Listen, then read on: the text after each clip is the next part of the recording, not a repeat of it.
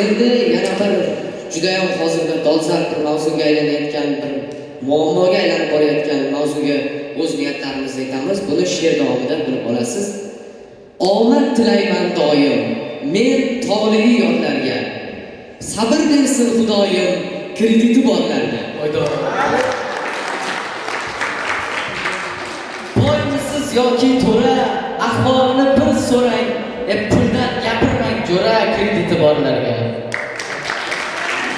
Ko'rinmaydi boylik ham, jamoli chiroylik ham, tatimaydi oylik ham, krediti borlarga.